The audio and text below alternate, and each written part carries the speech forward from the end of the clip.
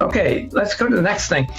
The most important thing a lot of people bring up is, what about the nuclear waste? Well, remember, we're only splitting a few atoms to get a lot of energy. So there's not going to be, can't be very much waste. If you look on the left here, this pinky finger sized piece of uranium represents what an American's need for total energy would be for about a decade.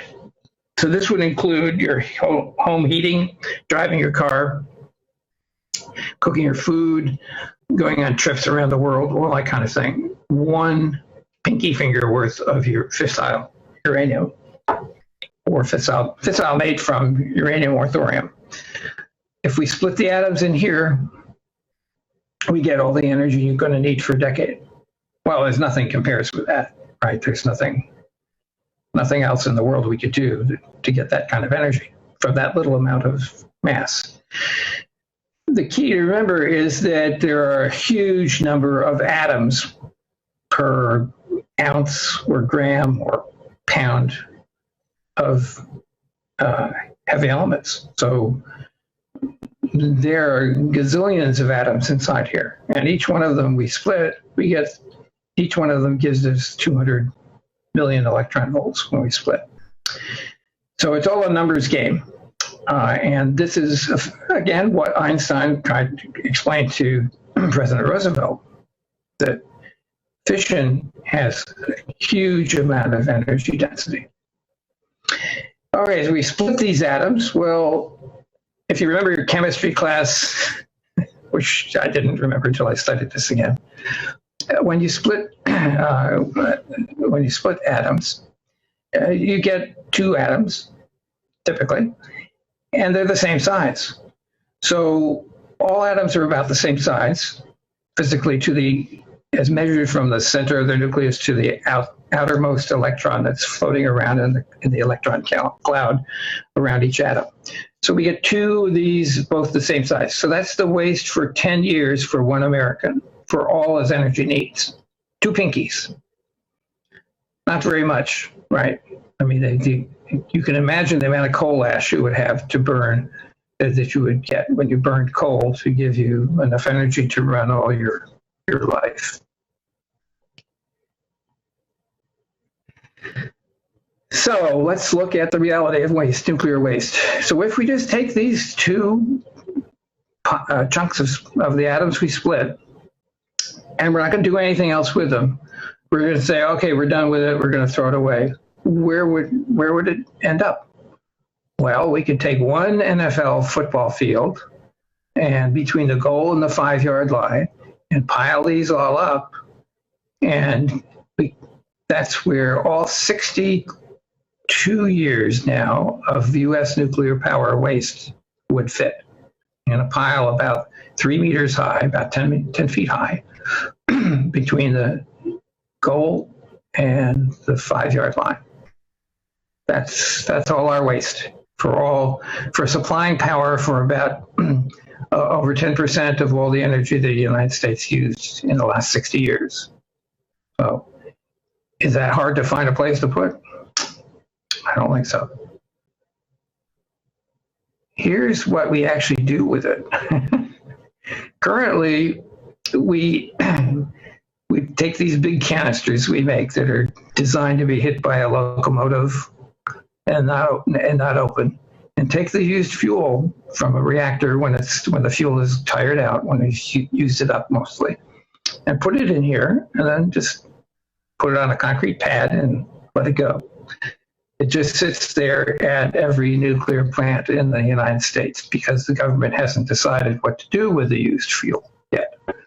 But still, if we took all of the used fuel out of all these canisters around the United States, there's about 80,000 tons of it. Since uranium is a very heavy element, very dense, that's not a very big amount physically. And we could actually put it on the rest of the football field. We could simply take everything out of these canisters at all 100 or so nuclear reactors around the United States and pile it up on the football field from the 5-yard line to the next goal line. And that's, again, would be the total waste. It's not actually waste, as we'll see, but that's what we would have to do. We would only have to dedicate one football field for the entire United States nuclear waste from power plants for 60 years. Pretty good. All right, so let's see, do I want that one? Yeah. Okay, so years ago, people like the Sierra Club realized this. This is what they said. Nuclear power is the way in which we preserve the environment because we don't have to clobber much of the environment to run it, to get the energy from it. Later, a couple of years later, another head of the Sierra Club had this odd idea, which probably came from a number of other people involved, that if we made it so easy to get a lot of energy cleanly without ruining the environment, then the population would increase so much and business activity would increase so much that it would in turn damage the environment. So we had kind of the good making the bad happen. So, in other words, there's no self-control. Humans have no self-control. So if we give them all this energy that doesn't hurt the environment, they're going to hurt the environment by finding more things to do with all this energy and taking up more space and all this kind of thing. So at any rate, I won't go into that, but unfortunately, my dear old Sierra Club that I used to be a member of has gotten some very strange ideas. All right, here's the World Bank has recently said this is what we have to do. If we're going to meet the IPCC targets at all, which is this dashed line, horizontal line, then we're not going to be able to do it with wind and solar because you just don't get enough energy out of them, and you clobber the environment with all the windmills and all the solar panels, and all the solar panels and all the windmills only last so much time, so you have to keep recycling and making new ones and all that kind of thing. But what you can do is you can do what France has done, what Ontario, Canada has done, what Sweden has done. You can build nuclear plants. They've already done it. They're finished. They don't have to do anything more to meet the IPCC. We could catch up. All these other countries could catch up. And in particular, China is on the way to catching up. China has already leveled their pollution, greenhouse gas emissions per capita, and they have already been expanding their nuclear power enough to be able to do that and perhaps catch up with and eliminate their coal burning. So it's a matter of us listening to people who've studied this and say, well, yeah, hey, we know how to do this. Let's do it. We know people have done it already, so let's stop, pussyfooting around. Okay. Here's another way of looking at the environmental impacts of different sources of energy. Here's just the amount of space taken up by wind, onshore, offshore, solar concentrator, and here's the space taken up by nuclear. So if you want to save space, you certainly want to choose nuclear power. Materials consumption also, that's one of the other things the World Bank has warned about, is if we try to build out solar and wind consumes 10 times the amount of raw materials nuclear does. Solar consumes 16 times the amount of material that nuclear does for the same amount of energy release. This is kind of crazy. Imagine trying to choose to generate enough energy for a country or the world using systems that consume over 10 times as much raw material as you need for another source like nuclear. And that's what the World Bank has actually warned about. He said that this excessive consumption of raw materials means excessive mining, pollution, refining, all those activities, and such a distortion of world markets that to get these materials, including things like child labor, which of course some of these companies, mining companies in Africa, use kids to get the valuable raw materials that they need from difficult difficult places in their minds. At any rate, the World Bank has said if you're going to do this, you're going to distort world markets and increase pollution and everything else. So why do this wind and solar thing? Right. That's basically what they're saying. The DOE, in its review of energy sources, came up with how much material, mining and so forth, you need to go to invest in order to build windmills or build solar panels and so forth. And that's where these numbers, the 16 and 10, come from. So the DOE and the World Bank have honestly explained what the problem is with believing that you can somehow use the, wind and solar power to power the world. Here's what the Chinese have done already. This is they have leveled their energy emissions per capita. Here's what, this is from an English newspaper. This is how much space you would need to cover with solar panels to match the output of just one nuclear plant in England. Here's how much you would have to cover with windmills to do that. At any rate, you can get a better idea if you get a hold of this link. Oops. I think I forget that I'm hot here. I'm not just showing this, I'm editing it. It's interesting to play this video because it shows you a simulation or a picture of this nuclear plant, a nuclear plant like this. And then as it backs away, you see all the windmills, 1,000 windmills that have to be built to equal that plant. All right, so here's what where is our plant? California's Diablo Canyon. CGNP.org is the group that's trying to protect it from being closed for a variety of reasons, not just because it's clean energy, but it's 10% of California's power. 30% of our clean power, it makes electricity for less than 4 cents a kilowatt hour, which is, as we'll see, is better than any renewable. Its uptime is 90%. It's almost always on. It provides $1 billion in economic benefit to the county of San Luis Obispo, and it also provides desalination. That's another thing that people really will come to need to appreciate. Desalination around the world is something that is becoming a very much more important every day. And you automatically get that with a nuclear plant. You can actually increase the desalination output without hurting the power output. Here's the desalinated water for this plant, which it keeps in case of an emergency need. The water it uses, though, for the steam generation is purified, so that's what this is. So this is desalinated lake that it keeps in reserve for its needs, and more than that could be delivered to the county. And it has 2 reactors, each one over a billion watts, which means each one of these serves 1 million homes.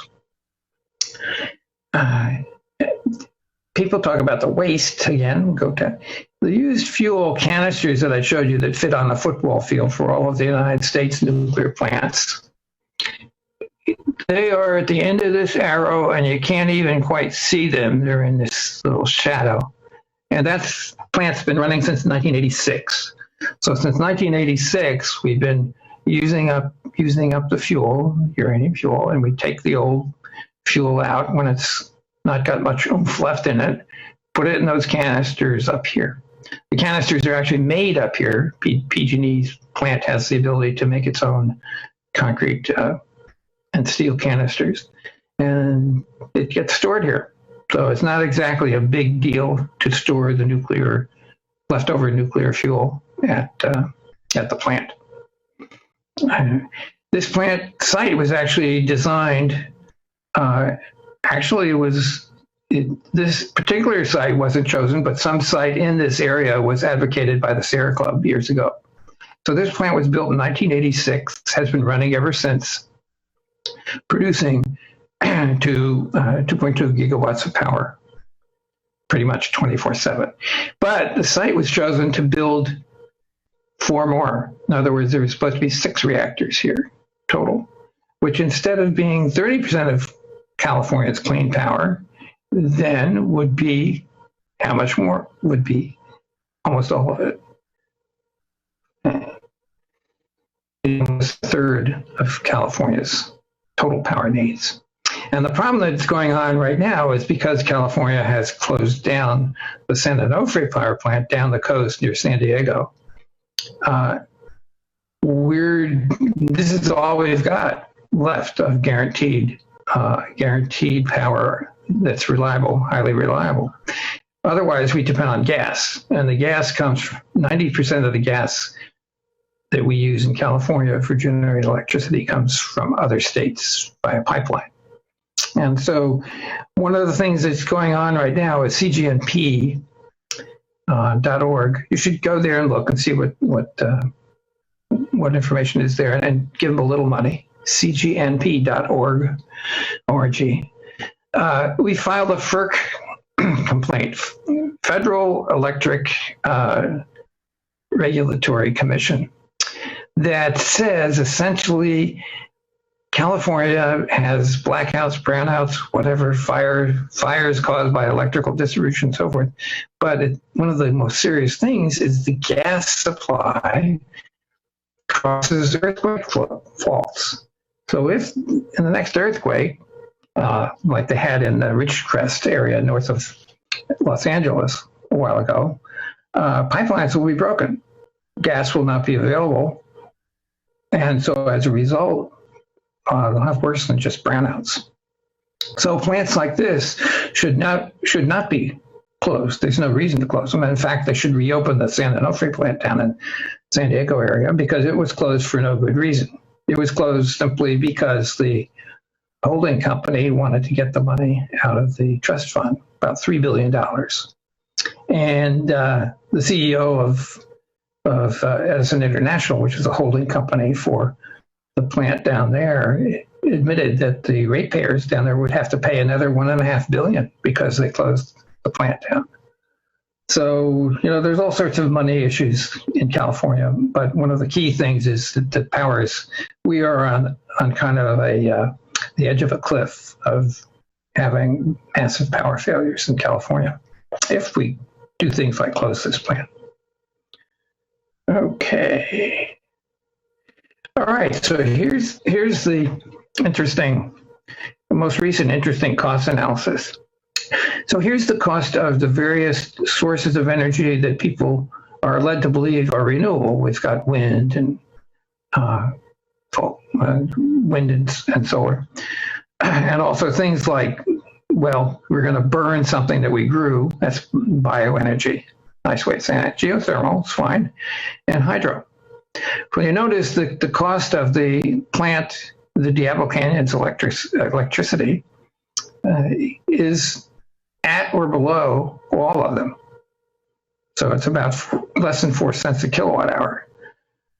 None of these other choices currently, even though they've decreased a great deal in recent years, right? None of them come down to that level. And none of these account for the gas that must be burned when the sun's not out, when the wind's not blowing.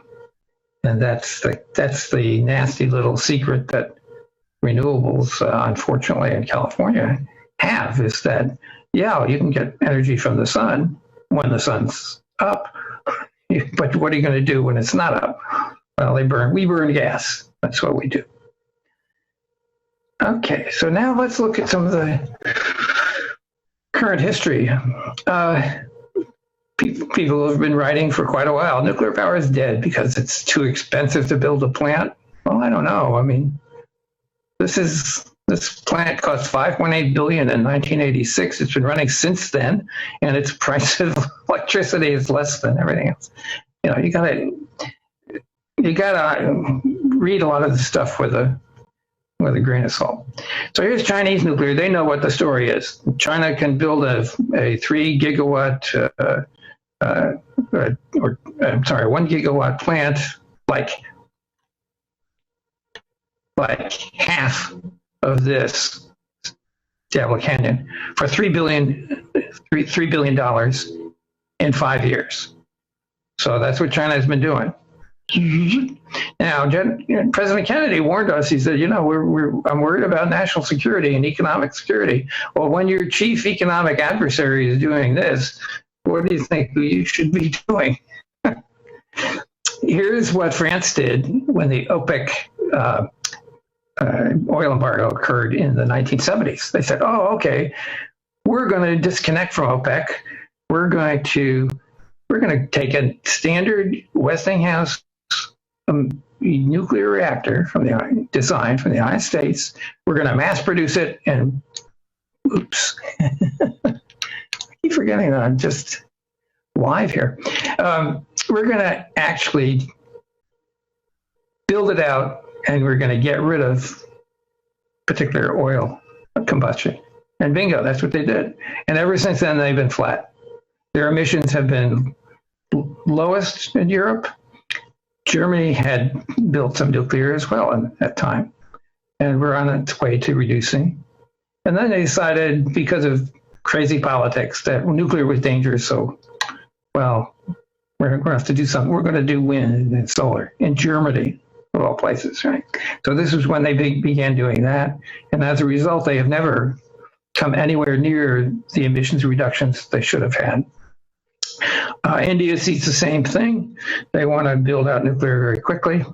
They also have a great deal of thorium. So their issue in particular is that they can build plants that breed uranium-233 from thorium, which is a very common element. Thorium is a very common element in their minerals, particularly their beach sands. Their beach sands are very high content of thorium. Russia wants money from the rest of the world to keep going because their economy is not that great. So they're building reactors everywhere they can. And as a result of that, they've advanced while we haven't. Okay, so now let's look at safety, the other side of nuclear power. It's expensive. Well, no, it's not expensive. And it's environmentally, it has a lot of waste. No, it doesn't have a lot of waste. And it's had accidents. Okay, let's see. 3 Mile Island. 3 Mile Island was an accident I remember going back from college to visit my parents in New Jersey, and we went to the movies, and what was showing then was China syndrome. Do you remember that with the Fondas?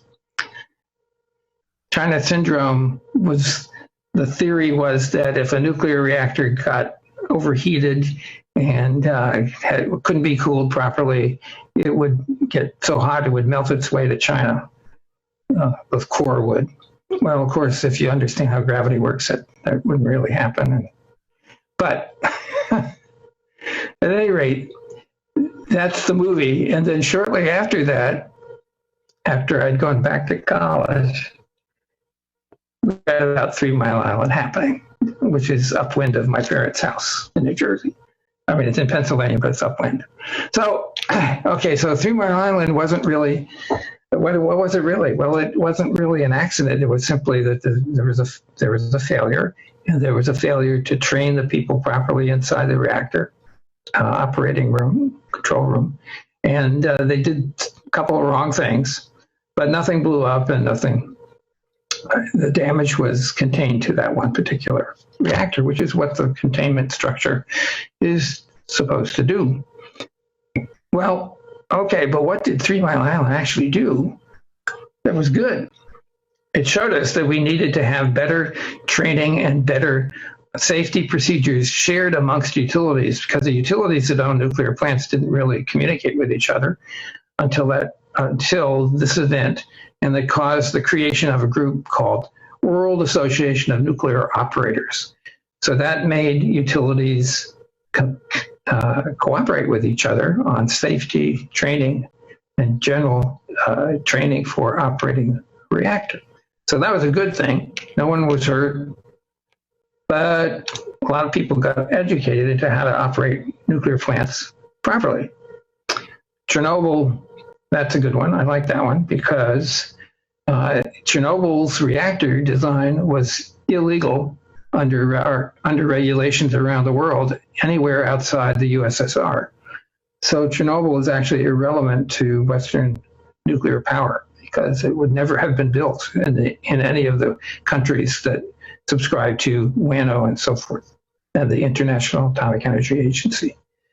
Fukushima, that is an example of how, unfortunately, things happen in Japan at the management level, because Fukushima was allowed to be built at sea level, even though the site had 25 meters of natural elevation.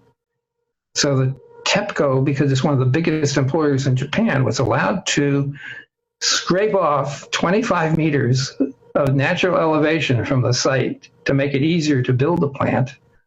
And everything pretty much ended up at sea level, which meant that if a tsunami came in, which they do every 150 years there, then the plant was going to be damaged. And of course, that's exactly what happened. And in fact, the illustration, again, of an unfortunate reality of Japanese management style is that the TEPCO execs were close to the government, people in the government. And as a result, they were able to get around some of the regulatory requirements for the plant.